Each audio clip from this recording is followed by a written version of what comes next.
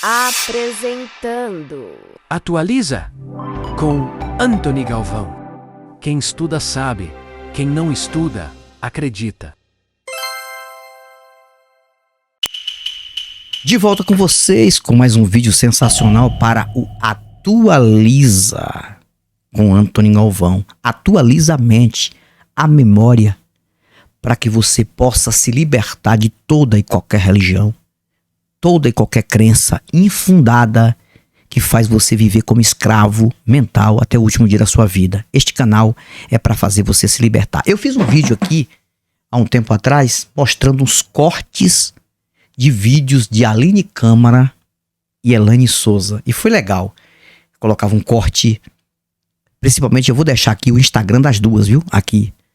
Um corte legal de Aline Câmara falando coisas importantes e depois um corte legal também de Elaine Souza.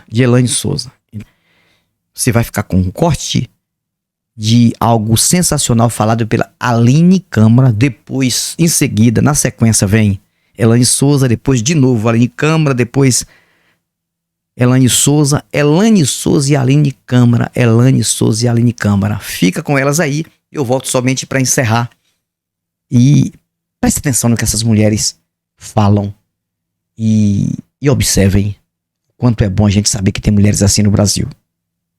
Na Bíblia, Ló embebeda e engravida as próprias filhas. Nenhuma punição, nenhuma palavra de repúdio. O agressor é justo e as meninas é que são as culpadas. Davi toma a mulher de Urias depois de mandar o marido para a morte na guerra. Moisés permite que soldados mantenham meninas virgens como escravas sexuais. Em Números 31-35 está escrito: e tomaram 32 mil virgens que não haviam conhecido o homem. Virgens, crianças, recompensa de guerra. E por séculos isso foi chamado de vontade de Deus. Agora, em pleno século XXI, a Câmara dos Deputados acaba de aprovar um projeto que anula as diretrizes que protegiam as meninas e adolescentes vítimas da violência sexual.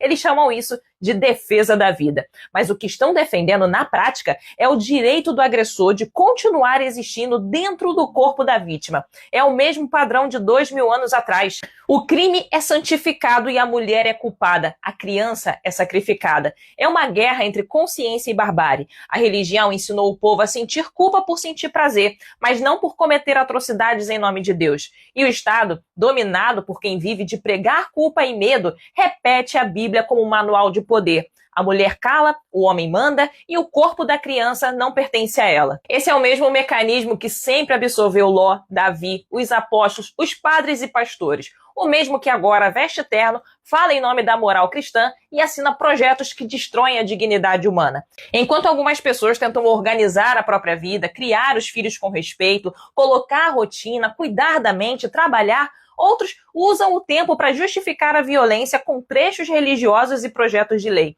Essa é a verdadeira heresia, usar o nome de Deus para apagar o erro e inverter o certo e errado. O Brasil não precisa de mais oração. Ele precisa de memória, coragem e lucidez para entender que esse livro que as pessoas dizem ser moral normalizou a violação. E quem ainda sustenta isso em 2025 não é devoto, é cúmplice. Desperta. A ética sem Deus existe? Sabe que 76% dos brasileiros se declaram cristãos e muitos ainda acreditam que sem a religião a moralidade desmorona.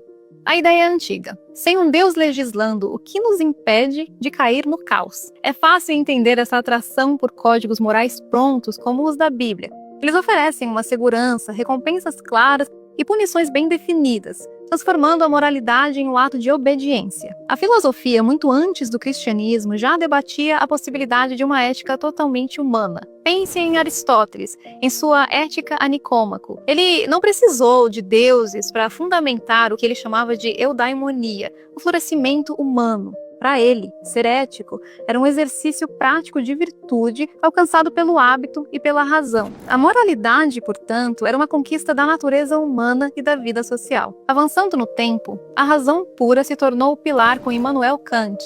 Sua ética focada no dever nos dá o conceito de imperativo categórico, que é poderoso e secular. Haja apenas se você puder desejar que sua ação se torne uma lei universal e trate a humanidade sempre como um fim em si mesma, nunca como meramente um meio. Essa ideia é revolucionária, porque estabelece a dignidade humana como base da moralidade, independente de qualquer fé. A ética não é agradar a um Deus, é reconhecer o valor inerente do outro. Essa visão desafia diretamente o famoso dilema de Eutífron de Platão, que questiona se o moralmente bom é bom porque Deus ordena, ou se Deus ordena porque é moralmente bom.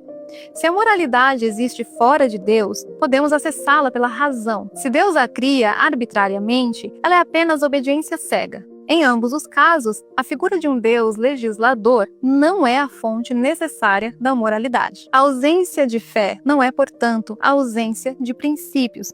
Pelo contrário, a ética secular baseada na razão e na empatia se torna mais adaptável e exige mais responsabilidade, enquanto dogmas lutam para se adequar a avanços morais como direitos humanos. Sem a promessa de perdão garantido, sobra você, totalmente responsável perante a sua comunidade e a sua própria consciência. A moralidade é uma conquista da nossa capacidade de pensar e de sentir. A bondade reside em você e não precisa de permissão de cima para existir. Me conta nos comentários o que move a sua moralidade hoje. A razão, a fé ou ambos? Deus não existe, mas o meu trabalho não é provar que ele não existe, até porque o ônus da prova sempre é de quem afirma a existência de algo. O que eu faço aqui é uma outra coisa, é mostrar para vocês o tamanho dos danos emocionais, psicológicos e sociais que acompanham a ideia de que esse Deus, sobretudo cristão, é real, presente e autoritário.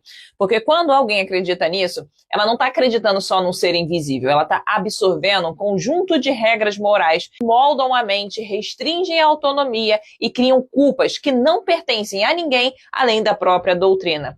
A crença religiosa não chega sozinha. Ela vem com medo constante de punição, com a sensação de que existe um olhar invisível avaliando cada pensamento, desejo ou dúvida. Ela ensina que o corpo é perigoso, que desejar é errado, que ser livre sexualmente é pecado, que questionar é sinal de rebeldia e que pensar por si mesmo pode levar ao castigo eterno. Esse tipo de formação não se perde com o tempo. Ele vira ansiedade, vergonha, dificuldade de tomar decisões, dependência emocional e uma sensação de ser inadequada. Você vive sem a opção de não acreditar, porque se você não acreditar nesse Deus, ou se ousar acreditar em outros deuses, se prepara para ser julgado, desprezado e supostamente castigado em vida e depois da morte. É isso que essa crença faz. Ela não é neutra. Quanto mais tempo você acredita nessas ideias, mais elas viram reflexos automáticos na sua vida. Você acaba achando que está vivendo a própria vida, mas a mentalidade religiosa continua aí, escondida, determinando como você ama, como você trabalha, como você cria vínculos, como você se relaciona com o dinheiro, como você vê o seu próprio valor. A doutrina cria uma identidade inteira baseada em obediência, renúncia, sacrifício e medo. E quando você finalmente tenta sair, descobre que não é tão simples deixar para trás aquilo que foi repetido como verdade absoluta desde a sua infância, inclusive que você chama de sua identidade. O meu trabalho aqui não é discutir a existência de Deus. Eu discuto os efeitos psicológicos das crenças que foram implantadas juntos com esse conceito. E eu ajudo você a desprogramar essas ideias para que você recupere a sua autonomia emocional, o seu senso de identidade e a liberdade de pensar sem medo. O que eu faço é te mostrar onde esses condicionamentos se escondem, como eles operam e como desmontá-los com clareza e com segurança. Porque ninguém precisa viver carregando culpas inventadas, medos herdados e regras que nunca fizeram sentido. A vida fica muito mais leve quando a sua mente deixa de ser controlada por crenças que não te pertencem. Quer viver livre dessas crenças religiosas? Me segue para receber mais conteúdos. Desperta. Entre os séculos XV e XVIII, as caças às bruxas foram a prova de que o medo coletivo e o dogma se tornam mais perigosos que qualquer crime. Naquela época, a bruxaria era um crime espiritual e bastava um rumor para sua vida acabar. O perigo estava em como as instituições validaram essa violência. Manuais como o Malleus Maleficarum de 1487 serviram como guia oficial para identificar, torturar e matar. Eles deram uma roupagem de missão santa a uma perseguição. Isso não é mito. Isso aconteceu. A maioria das vítimas eram mulheres pobres e marginalizadas. A autora Silvia Federici nos lembra que essa crença foi profundamente ligada às estruturas de poder e desigualdade.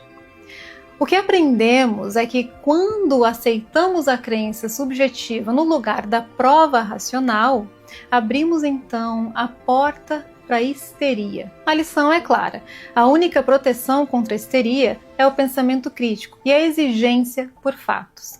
Fé é questão de geografia. Você nasce em um lugar, numa época, dentro de uma família e quase sempre recebe o pacote completo do que é verdadeiro antes mesmo de você aprender a ler e pensar. Se você tivesse nascido na Arábia Saudita no século XXI, a chance de crescer muçulmano seria enorme. Se você tivesse nascido na Índia, provavelmente teria alguma forma de hinduísmo. Se você fosse um camponês na Europa medieval, o cristianismo seria tão óbvio quanto o ar que você respira. No passado, acreditar em Deus e seguir uma religião fazia sentido prático. Era a forma disponível de explicar o que ninguém entendia, de criar alguma sensação de controle sobre o caos, de organizar comunidades e impor regras num tempo que não havia instituições estáveis. Se a colheita falhava, se uma criança morria, se vinha uma epidemia, a explicação religiosa dava uma história para suportar aquele impacto. O problema é que essa solução lá do passado virou uma verdade eterna na cabeça de algumas culturas, como se a humanidade tivesse parado no século XII. Hoje, a gente não está mais nesse mundo. A gente sabe porque chove, a gente sabe porque tem eclipse, como as doenças se espalham, como o cérebro funciona,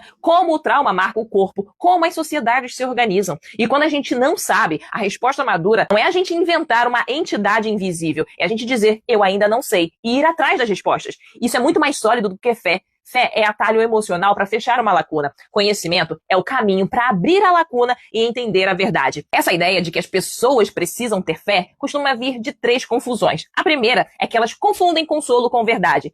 Algo te acalmar não prova que é real. Um placebo também te acalma e nem por isso vira ciência. Segundo, elas confundem moral com religião. A ética não nasceu na igreja. A gente constrói ética por empatia, razão, experiência histórica e regras coletivas que protegem a vida. Sociedades laicas funcionam justamente porque valores podem ser discutidos, melhorados, sem virar um decreto de alguma religião. Em terceiro, confundem pertencimento com dogma. O que faz falta não é Deus, é uma comunidade, é afeto, é sentido compartilhado. E isso dá para criar em espaços humanos, amizades, família escolhida, arte, política, ciência, projetos, terapia, movimentos sociais, coletivos. Não precisa de sobrenatural para ter gente. Viver sem fé não é você viver sem sentido. É você viver com responsabilidade. Significa você olhar para a realidade e dizer, assim, a vida é finita, então eu escolho aquilo que vale a pena para mim. O sofrimento existe, então eu busco causas reais e soluções reais. O universo não tem obrigação de me consolar, então eu construo consolo com pessoas e com conhecimento. Isso não tem nada de frieza, isso é adulto, isso é maturidade. A humanidade precisou de religião quando não tinha ferramentas melhores. Hoje, a gente tem. E quando aparece uma ferramenta mais precisa, a gente não precisa continuar usando a antiga por lealdade emocional. A gente pode ter coragem de crescer. A certeza que sustenta a vida hoje não vem de fé, vem de entender o mundo, de entender a si mesmo e criar sentido aqui, com os pés no chão. Desperta. Você sabia que 0 dos primeiros 5 livros da Bíblia foi de fato escrito por Moisés? Essa é a tradição, mas a verdade histórica é muito mais fascinante. O dogma da autoria única que atribui a Moisés a escrita de Gênesis a Deuteronômio foi essencial para a autoridade religiosa por milênios. No entanto, o texto, se lido de forma honesta, revela múltiplas vozes. O trabalho do historiador bíblico Richard Elliott, no seu livro Quem Escreveu a Bíblia, popularizou a explicação da hipótese documentária para mostrar que esses livros são uma coxa de retalhos, tecida a partir de pelo menos 4 fontes anônimas diferentes: a J, E, D e P, que foram editadas por escribas ao longo de 400 anos. O verdadeiro poder estava nas mãos anônimas dos redatores que compilaram e harmonizaram histórias conflitantes e diferentes leis. Eles atribuíram a história a Moisés simplesmente para garantir que o texto tivesse o máximo de relevância possível e que a identidade do povo fosse unificada. A Bíblia é muito mais rica quando vista como um documento humano e vivo, forjado historicamente por várias mãos. Você quer liberdade de pensamento? Então pare de buscar respostas prontas e comece a valorizar o processo de questionamento. Se você pensa fora da caixa, me segue e comenta qual o próximo dogma que eu deveria explorar no próximo vídeo. Pronto, voltei. Vocês viram aí, cara? Parabenizo essas duas mulheres. Como qualquer outra. Aí, eu gosto de reagir vídeos do Instagram, porque os vídeos do Instagram, na sua maioria, são totalmente livres. São vídeos populares. São compartilháveis. Quando você faz um vídeo para o seu Instagram, saiba que aquele vídeo ali é um vídeo público. Alguém pode reagir àquele vídeo, porque o Instagram, ele deixa você falar, mas você gravou o vídeo, a responsabilidade é da primeira pessoa que gravou. Então, sempre que eu reajo vídeos do Instagram, eu sei que o Instagram, ele dá essa chance da gente reagir o vídeo. O que eu não posso falar aqui são coisas de difamar pessoas. Então, eu gosto muito de interagir com vídeos do Instagram. Mas o que essas duas moças estão fazendo no Instagram é algo sensacional, cara. Elas são muito mente aberta e apanham muito também dos religiosos. Os pastores odeiam essas duas moças aí.